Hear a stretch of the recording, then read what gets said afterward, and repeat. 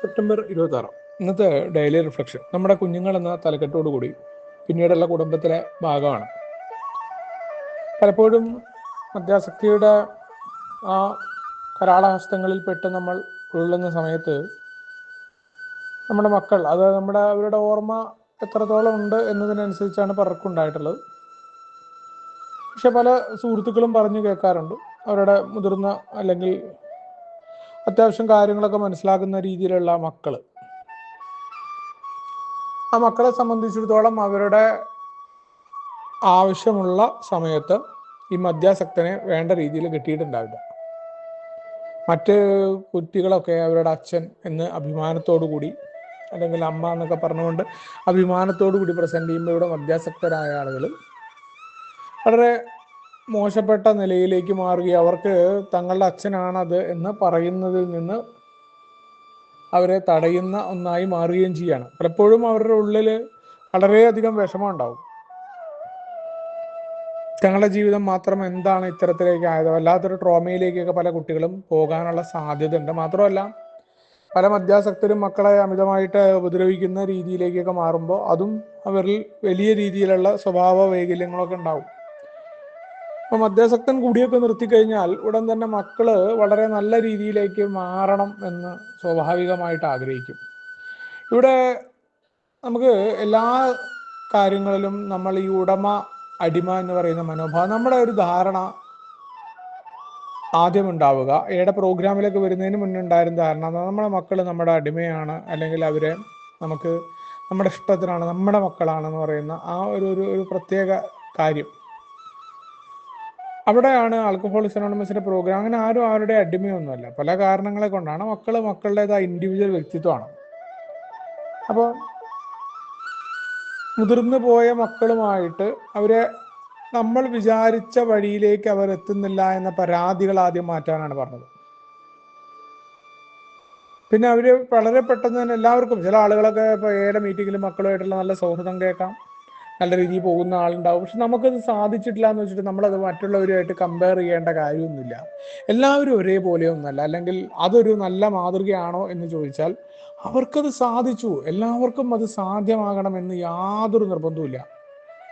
പലപ്പോഴും അവരുടെ മക്കളെ അത്ര ഹേർട്ടായിട്ടുണ്ടാവില്ല, അല്ലെങ്കിൽ അവരുടെ മക്കൾ അതിനെ അതിജീവിച്ച് വേറെ പല കഴിവുകളുണ്ടാവും. നമ്മുടെ മക്കൾ ഇനിയിപ്പോൾ ഹേർട്ടായിട്ടുണ്ട്, നമ്മളുമായിട്ട് വലിയ ബന്ധമില്ല, അല്ലെങ്കിൽ നമുക്ക് അവരുമായിട്ട് കൂടുതൽ ബന്ധത്തിലേക്ക് പോകാൻ ബുദ്ധിമുട്ടാണെന്നുണ്ടെങ്കിൽ തീർച്ചയായിട്ടും അവിടെ നമ്മളൊന്ന് പോസ് ചെയ്യാൻ പറഞ്ഞിട്ടുണ്ട്.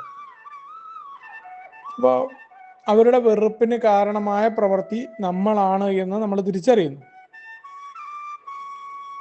അവർക്കുണ്ടായിട്ടുള്ള കുഴപ്പങ്ങൾ, അവരിന്നിങ്ങനെ പെരുമാറുന്നതിന് കാരണമായ പ്രവൃത്തികൾ നമ്മുടേതാണ്. അപ്പോൾ അവർ വളരെ മോശമായ രീതിയിലാണ് നമ്മളോട് പെരുമാറുന്നത്. നമ്മളെല്ലാ കാര്യങ്ങളെയും എതിർക്കുമ്പോഴോ പതുക്കെ അവിടെ ഒരു സമീപനത്തിലേക്ക് വരാനാണ്. അവിടെ നാടകീയമായിട്ട് നമ്മൾ ഒരാളെ ഇമ്പ്രസ് ചെയ്യാനായിട്ട് കാട്ടിക്കൂട്ടുക മക്കൾക്ക് വേണ്ടിയിട്ട്, അല്ലെങ്കിൽ കുടി നിർത്തി അവരെ ഞാൻ ഉപദ്രവിച്ചു എന്ന് പറഞ്ഞിട്ട് അമിതമായിട്ട് വാത്സല്യം കൊടുക്കുക, അതും വളരെ കുഴപ്പത്തിലേക്ക് പോകും. അതല്ലെങ്കിൽ അവരെ അവഗണിക്കുക, അതല്ലാതെ ഒരു മധ്യവർത്തിയായ രീതിയിലേക്ക് മാറുക, നാടകീയത ഉപേക്ഷിക്കാനാണ് പ്രോഗ്രാം പറയുന്നത്. അവരുടെ പ്രവൃത്തിക്ക് കാരണമായ എൻ്റെ പ്രവൃത്തിയെ തിരിച്ചറിയുകയും അതോടൊപ്പം തന്നെ വിവേകത്തോടു കൂടി മറ്റാളുകളുടെയൊക്കെ അനുഭവങ്ങൾ ആ സമയത്ത് എടുക്കാൻ പഴമക്കാരായ മറ്റു മനുഷ്യർ അവരെങ്ങനെ അതിജീവിച്ചു എന്നുള്ളതിൻ്റെ പ്രധാന പാഠങ്ങൾ അവിടെ നമ്മൾ മനസ്സിലാക്കേണ്ട. അതേപോലെ ഒരു വാർപ്പ് മാതൃക നമുക്ക് ഉണ്ടാവണം എന്ന് യാതൊരു നിർബന്ധവും ഇല്ല എന്ന് നമ്മൾ ആദ്യം ഉറപ്പിച്ചുകൊണ്ട്, എത്രയാണെങ്കിലും അത് നമുക്ക് നല്ലതാണ്, നമുക്കുള്ളതിൽ നമ്മൾ സന്തോഷിക്കാനാണ് നമ്മുടെ പ്രോഗ്രാം നമ്മളെ പഠിപ്പിക്കുന്നത്. അപ്പോൾ മക്കൾ ഇനി ആ രീതിയിൽ മിണ്ടിയിട്ടില്ലെങ്കിൽ പോലും നമ്മുടെ പ്രോഗ്രാമിൽ നിൽക്കാൻ നമുക്ക് സാധിക്കും. മാത്രമല്ല അതൊന്നും നമ്മളെ ബാധിക്കാതെ, അതൊരു കാരണമായി പറയാതെ, അങ്ങനെ മക്കളായിക്കോട്ടെ, ഭാര്യ ആയിക്കോട്ടെ, മറ്റു സാഹചര്യങ്ങളായിക്കോട്ടെ, അതൊക്കെ ഏതൊക്കെ രീതിയിൽ മാറിക്കഴിഞ്ഞാലും പണ്ടത്തെ പോലെ അതെല്ലാം കാരണമാണ് മദ്യപിച്ച് എന്ന് പറയുന്ന ആ മനോഭാവത്തിൽ നിന്നൊരു മാറ്റവും കൂടിയാണ് ആൽക്കഹോളിക്സ് അനോണിമസിന്റെ പ്രോഗ്രാം.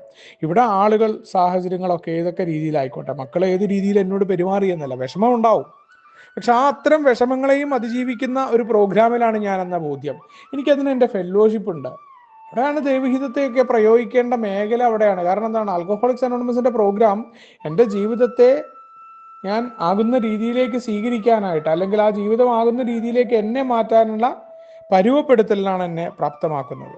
അതിലേക്കാണ് ഞാൻ പ്രോഗ്രാമിലേക്ക് കടന്നു വരുന്നത്, പ്രോഗ്രാം പ്രാക്ടീസ് ചെയ്യുന്നത് എന്നുള്ളതാണ്. പണ്ട് നമ്മളൊരു ഭൃത്യനെ പോലെ ആയിരുന്നു വലിയ ശക്തിയോട് പറഞ്ഞിരുന്നത് എങ്കിൽ അവിടെ ആവശ്യപ്പെടലുകളാണ് നടത്തിയിരുന്നത്. വലിയ ശക്തിയൊക്കെ ഉപയോഗപ്പെടുത്തേണ്ട മേഖല ഇവിടെയാണ്.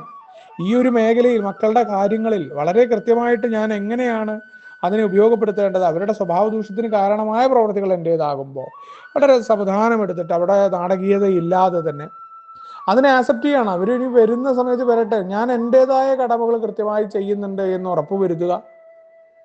അവിടെ ഞാൻ യാതൊരു തരത്തിലും വിട്ടുവീഴ്ച ചെയ്യുന്നില്ല എന്ന് എന്നോട് ഇതാവുക. പരിഹാരം ചെയ്യേണ്ട കാര്യങ്ങൾ കൃത്യമായിട്ട് അത് തുടർച്ചയായ രീതിയിലാണ്. പരിഹാരമാണ് എന്ന് പറഞ്ഞുകൊണ്ട് എന്തെങ്കിലും വിവേകമില്ലാതെ പ്രവർത്തിക്കാനേ പറഞ്ഞിട്ടുണ്ടായിരുന്നു. വളരെ കൃത്യമായ പ്രവർത്തികൾ മക്കളുടെ കാര്യത്തിൽ ചെയ്യാനും അതോടൊപ്പം കുറച്ച് സാവധാനത്തിൽ വെയിറ്റ് ചെയ്യാൻ, എല്ലാം ഇന്നൊരു സുപ്രഭാതത്തിൽ തന്നെ അങ്ങ് നടന്നു വരണം എന്നല്ലാതെ നമ്മളതിനെ ആക്സെപ്റ്റ് ചെയ്തുകൊണ്ട് മുന്നോട്ട് പോവുകയാണ്.